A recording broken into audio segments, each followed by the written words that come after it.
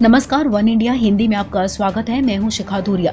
गणतंत्र दिवस के दिन किसानों की ट्रैक्टर रैली में हुई हिंसा और लाल किले पर धार्मिक ध्वज लहराए जाने को लेकर दीप सिद्धू पर गिरफ्तारी की तलवार लटक रही है। इस बीच दीप सिद्धू ने एक बार फिर वीडियो के जरिए अपने आप को निर्दोष बताया है।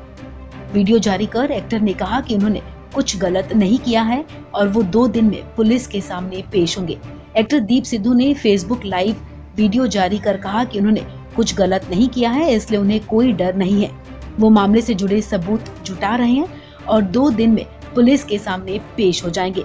उन्होंने जांच एजेंसियों से भी कहा कि वो उनके परिवार को परेशान ना करें।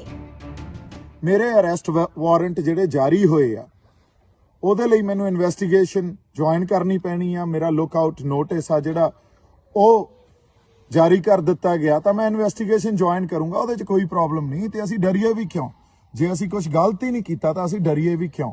ਸੋ ਇਸ ਕਰਕੇ ਇਨਵੈਸਟੀਗੇਸ਼ਨ ਏਜੰਸੀਜ਼ ਨੂੰ, ਪੁਲਿਸ ਡਿਪਾਰਟਮੈਂਟ ਨੂੰ ਮੈਂ ਇਹ ਗੱਲ ਕਹਿਣਾ ਵੀ ਤੁਸੀਂ ਭਾਲਣ ਵਾਸਤੇ ਘਰੋਂ ਘਰੀ ਜਾਂ ਬੰਦਿਆਂ ਨੂੰ ਬੁਲਾਉਣਾ ਇਹ ਖੇਚਲ ਨਾ ਕਰੋ। मैं आपे ही थोड़े कोले 2 दिनों च आ जाऊंगा ते आपां उस तो बाद जो इन्वेस्टिगेशन स्टार्ट करनी हुई कर लांगे। पर जिस तरह दीयां अफवाहां, जिस तरह दीयां गल्लां फैलाईयां जा रहीआं वो सब कुछ किसी तत्थ दे आधार ते नहीं है ते सच्चाई नूं सामने तत्थां दे आधार ते रखण लई मैनूं 2 दिन चाहीदे आ ते मैं सारे आपदा प्रूफ एविडेंस इकट्ठा कर लेना ते मुड़ के थोड़े कोले आपां बह के जो करना होया उस ढंग नाल नजिठ लांगे। सो जो कुछ हुण तुसीं FIR दर्ज कीती आ, कुछ जिहड़े चार्जेस लाए आ मेरे ते कोई नहीं, वो नजिठांगे, वो कोई खास गल नहीं। अगली गल मैं ये कहनी सी भी उस दिन नूं लैके 25 तरीक की रात तो लैके 26 तरीक ताईं बड़ा कुछ कहा जा रहा, बड़े जिहड़े आपां कहीए भी अफवाहां फैलाईयां जा रहीआं उहनूं थोड़ा जिहा आपां सारीआं घटनावां नूं एक तरतीब जी दे दईए। 25 तरीक नूं रात तो तरतीब दे दईए। रात नूं एक बारी फिर मैं यह गल दसां, 25 तरीक रात नूं साडे नौजवानां ने स्टेज तो किसान जथेबंदियां दे खिलाफ आपदी आवाज़ बुलंद कीती भी तुसीं जिहड़ा रूट सानूं इन्ने दिनां तो एडियां जिहड़ियां वड्डियां वड्डियां गल्लां कह रहे सी, जिहो जे गाने तुसीं स्टेज तो चलाए भी पेचा पै गया सेंटर नाल ते आ गए दिल्लीए, जिहो जिहा इतिहास पढ़िया बघेल सिंह दे वारस ते साडे लोकां दी एक आस बज गई भी असीं दिल्ली परेड करनी है। सो इस करके नौजवानों ने उत्थे उन्हां दे विरुद्ध एक आवाज़ बुलंद कीती। उत्थे गर्मो गर्मी हो गई, काफ़ी साडे बंदियां ने संभालण दी कोशिश की। इस करके मैनू भी फोन आया क्योंकि जिहड़े साडा यूथ आ, नौजवान आ, किते ना किते मेरे भी माड़ा मोटा आखे लगदे आ। तो इस करके मैं भी स्टेज वल नूं गया।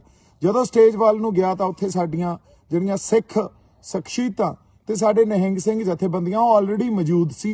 उन्होंने मैनू भी स्टेज ते चढ़ा लिया ते असीं सांझे तौर ते सिचुएशन नूं हैंडल करन दी कोशिश कीती ते सिचुएशन नूं हैंडल भी कीता।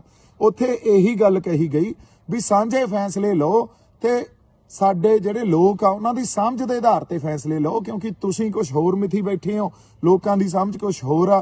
सो ये गल कई वारी जिहड़ी सिचुएशन पैदा हुई उहो जी सिचुएशन पैदा कर दिंदी आ। ਉਹ गल नजिठी नहीं गई। अगले दिन साडे सामने आ गई सारी गल भी लोग आप मुहारे। पर जिस तरह अज सारी इंफॉर्मेशन देख के या गल्लां सुन के लगता भी वो एक ट्रैप भी सी, दिल्ली पुलिस दा होवे, सरकार दा होवे, वो एक ट्रैप भी लगता सी। क्योंकि मैं उदे 25 तरीक रात नूं 7 बजे सवेरे 7 बजे 26 हो गई सी, पहुंचिया आपदे टिकाणे ते। मैं सोचिया 2 घंटे सौना ते उतों फिर तैयार त्यूर हो के आपां मार्च वाल नूं निकल जाएंगे। हालांकि मार्च 8 बजे सवेरे शुरू हो रहा सी, पर मैं पहुंचा ही 7 बजे। सारी रात धरने च उत्थे ते मुड़ के कार भी फसी रही। एनीवे सवेरे मैं 9 साढ़े 9 उठिया, नहा नू के पौने 11 आपदे टिकाणे तो निकलिया। उतों कार ते निकले, उदों तक निकलदे निकलदे ये खबर आ चुकी सी भी लोग आप मुहारे जिहड़े आ वो रिंग रोड नूं हो गए। उन्होंने दिल्ली वाल नूं चाले पाते ते उस रूट ते नहीं गए जिहड़ा दिल्ली पुलिस ने मिथया सी या किसान जथेबंदियां ने एक साझा प्रोग्राम दिता सी। सो इस लई असीं भी उधर नूं तुर पे ते पिंडां विच दी हो पे, क्योंकि मेन रोड सी जिहड़ी वो तां ब्लॉक सी। उत्थे तां ट्रैक्टर ही ट्रैक्टर साडे जिहड़े बंदे बड़े उत्थे उत्साह नाल इस रोस मार्च च आपदी शमूलीयत कर रहे सी। वो आप हर पिंड तो ਜਿਹੜੇ ਸਾਡੇ ਬੰਦੇ ਆਏ ਸੀ। ਸੋ ਪਿੰਡਾਂ ਵਿੱਚ ਦੀ ਹੋ ਤੁਰੇ, ਪਿੰਡਾਂ ਵਿੱਚ ਦੀ ਨਿਕਲ ਕੇ ਅਸੀਂ ਜਮਾਂ ਉਸ ਥਾਂ ਤੇ ਗਏ ਜਿੱਥੇ ਬੈਰੀਕੇਡਿੰਗ ਪਹਿਲਾਂ ਟੁੱਟੀ ਸੀ, ਉਹ ਤਾਂ ਤੋੜ ਰੱਖੀ ਸੀ, ਉੱਥੋਂ ਤਾਂ ਲੋਕ ਅੱਗੇ ਨੂੰ ਹੋ ਗਏ। ਅੱਗੇ ਇੱਕ ਥਾਂ ਤੇ ਪੁਲਿਸ ਵਾਲੇ ਟ੍ਰੈਫਿਕ ਰੋਕੀ ਖੜੇ ਸੀ, ਕਾਫੀ ਟਰੈਕਟਰ, ਕਾਰਾਂ, ਤੇ ਸਾਡੀ ਕਾਰ ਵੀ ਉਹਦੇ 'ਚ ਰੁਕੀ ਰਹੀ। ਪਰ ਐਨੀਵੇਜ਼ ਥੋੜੀ ਦੇਰ ਜਦੋਜਹਿਦ ਤੋਂ ਬਾਅਦ ਕੁਝ ਨਹੀਂ ਹੋਇਆ, ਕਿਉਂਕਿ ਉਹ ਬੈਰੀਕੇਡਿੰਗ ਪਹਿਲਾਂ ਹੀ ਟੁੱਟ ਚੁੱਕੀ ਸੀ ਤੇ ਬੜੀ ਕਮਜ਼ੋਰ ਜੀਆਂ ਬੈਰੀਕੇਡਿੰਗ ਸੀ, ਹਨਾ। ਕੁਝ ਨਹੀਂ ਹੋਇਆ। ਉਹਨਾਂ ਨੇ ਕੀਤਾ ਕਿ ਇੱਕ ਟਰੈਕਟਰ ਤੇ ਕਾਰ ਲੰਘਾਉਣੀ ਸ਼ੁਰੂ ਕਰਤੀ ਤੇ ਅਸੀਂ ਵੀ ਉੱਥੋਂ ਨਿਕਲ ਕੇ ਜਮਾਂ ਲਾਲ ਕਿਲੇ ਦੇ ਕੋਲੇ ਪਹੁੰਚ ਗਏ। ਉਦੋਂ ਰਾਹ 'ਚ ਕੁਝ ਨਹੀਂ ਮਿਲਿਆ, ਲੋਕ ਹੀ ਲੋਕ ਸੀ। ਲਾਲ ਕਿਲੇ ਦੇ ਕੋਲੇ ਜਦੋਂ ਪਹੁੰਚੇ, ਅੱਧੇ ਰਾਹ 'ਚ ਗੱਡੀ ਗਈ। ਜਾਂਦੇ ਜਾਂਦੇ ਗੱਡੀ 'ਚ ਹੀ ਇੱਕ ਜਿਹੜਾ ਬੰਦਾ ਆਪਣਾ ਕੋਈ ਸੰਘਰਸ਼ੀ ਨਿਸ਼ਾਨ ਸਾਹਿਬ ਲਈ ਜਾਂਦਾ ਸੀ, ਉਹਦੇ ਕੋਲੇ ਮੈਂ ਗੱਡੀ ਰੋਕੀ। ਮੈਂ ਉਹਨੂੰ ਕਿਹਾ, ਬਾਈ ਜੀ ਮੇਰੇ ਕੋਲੇ ਜਿਹੜਾ ਨਿਸ਼ਾਨ ਸਾਹਿਬ ਆ, ਪਰ ਤੁਹਾਡੇ ਕੋਲੇ ਇਹਦੇ ਨਾਲ ਜਿਹੜਾ ਪੂਰਾ ਝੰਡਾ ਤੇ ਇਹ ਤੁਸੀਂ ਮੈਨੂੰ ਦੇ ਦਿਓ, ਤੁਸੀਂ ਆਹ ਫੜ ਲਓ ਯਾਰ, ਇਹਨੂੰ ਇਹਦੇ 'ਚ ਮੁੜ ਕੇ ਡੰਡਾ ਪਾ ਲਿਓ। ਸੋ ਇਹ ਗੱਲ ਹੋਈ। ਉਹ ਬੰਦੇ ਨੇ ਸਾਡੇ ਜਿਹੜੇ, ਉਹਨੇ ਮੈਨੂੰ ਪਛਾਣਿਆ ਵੀ ਤੇ ਕਹਿੰਦਾ ਨਹੀਂ ਬਾਈ ਤੂੰ ਲੈ ਜਾ। ਸੋ ਕੋਈ ਪਲੈਨਿੰਗ ਨਹੀਂ ਸੀ, ਸਿਰਫ ਇਹ ਪਲੈਨਿੰਗ ਸੀ ਵੀ ਚਲੋ ਹੁਣ ਜੇ ਸੰਗਤ ਲਾਲ ਕਿਲੇ ਨੂੰ ਗਈ ਆ ਤਾਂ ਸੰਗਤ ਨੂੰ ਜਾਣਾ, ਜੁਆਇਨ ਕਰਨਾ। ਆਪਦੇ ਲੋਕਾਂ ਦਾ ਤਾਂ ਫਿਕਰ ਸਾਡੇ ਸਾਰਿਆਂ 'ਚ ਹੀ ਆ। ਅਸੀਂ ਇੱਕ ਦੂਜੇ ਤੇ ਤੌਹਮਤਾਂ ਲਾਈ ਜਾਂਦੇ ਆ, ਦੀਪ ਸਿੱਧੂ ਨੇ ਪਲਾਨ ਕਰਤਾ, ਦੀਪ ਸਿੱਧੂ ਨੇ ਪਤਾ ਨਹੀਂ ਕਿਹਦੇ ਨਾਲ ਇਹ ਗੱਲਾਂ ਪਲਾਨ ਕੀਤੀਆਂ, ਪਰ ਇਹੋ ਜੀ ਕੋਈ ਗੱਲ ਨਹੀਂ ਸੀ। इससे पहले फेसबुक पर जारी वीडियो में दीप सिद्धू ने कहा था कि मेरे बारे में लगातार झूठ फैलाया जा रहा है, ऐसे में सच इकट्ठा करना जरूरी है। जो मेरे ऊपर केस लगाए गए हैं, मैं उनको लेकर अपने सबूत पेश करूंगा। इस बीच खबर ये भी है कि दीप सिद्धू की गिरफ्तारी के लिए दिल्ली पुलिस की 2 टीमें पंजाब के लिए रवाना हो चुकी हैं। दिल्ली पुलिस की टीमें पंजाब के कुछ शहर में रेड्स करेंगी ताकि सिद्धू को गिरफ्तार किया जा सके। गौरतलब है कि दीप सिद्धू किसान आंदोलन से जुड़ा रहा है। 26 जनवरी को निकली ट्रैक्टर परेड के दौरान लाल किले पर काफी हिंसा हुई और झंडा फहराया गया। आरोप है कि सिद्धू ने ही लोगों को झंडा फहराने के लिए उकसाया था।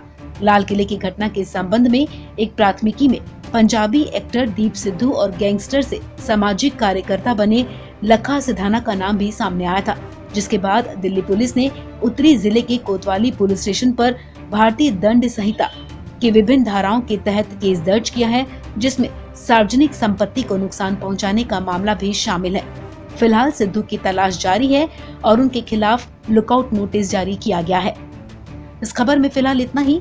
तमाम अपडेट्स के लिए आप बने रहिए वन इंडिया हिंदी के साथ।